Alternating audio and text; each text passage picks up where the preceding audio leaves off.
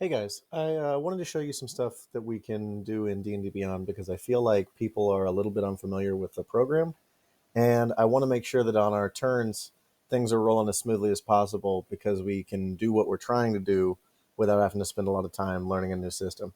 So I just wanted to do a brief overview of the most common things that I think that I'm running into with you guys, and that I think that you will enjoy having access to as you move through. So just want to show you a couple things. I have Testy McBestie here, my variant human bard. He's second level, like you guys.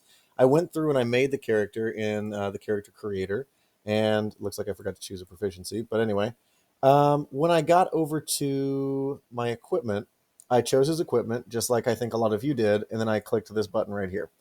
And when I go down to my actions, I can see Bardic Inspiration and I can see Defensive Duelist and all this good shit, but I don't see any of my weapons.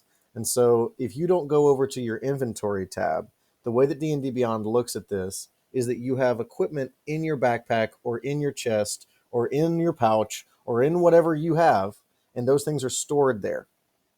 And until you equip those things, you're not actually carrying them.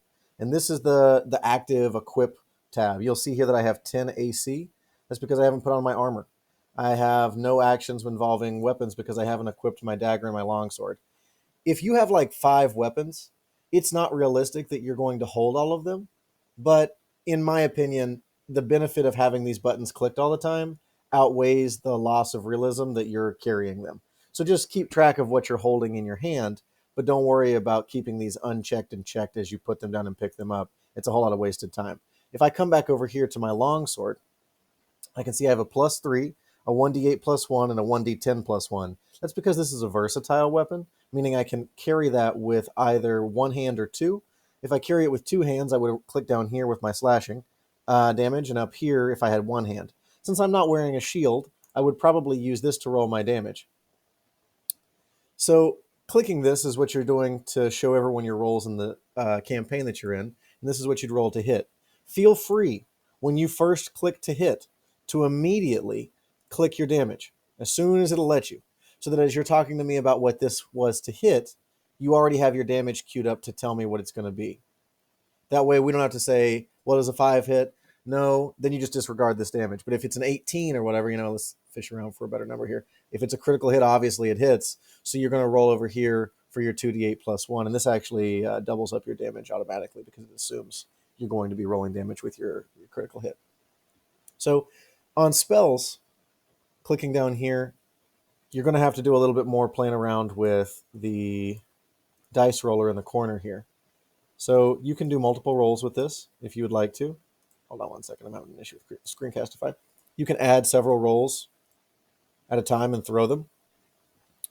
When you click these, as of right now, I'm only able to use level 1 spells. And as I click cast, these things will go off.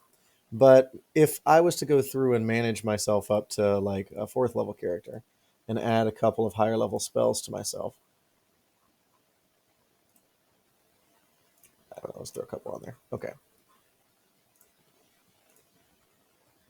If I come back here, I should have access to 2nd level spells, and then I can see these blue words here.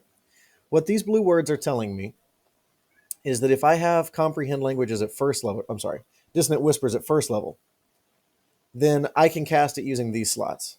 But if I have used all these slots up, but I still want to dissonant whisper the hell out of something, it'll do 3d6 at 1st level, but I can upcast this 1st level spell using a 2nd level slot. And if I click it here, it'll let me roll that damage there.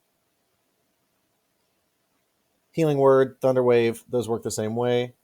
On this side, this is half proficiency. That's what this half shaded box means. This is full proficiency. But the nice thing about D&D Beyond is that you don't have to do anything at all to factor in your proficiency bonuses. Clicking these little buttons right here automatically means that these things are factored into it.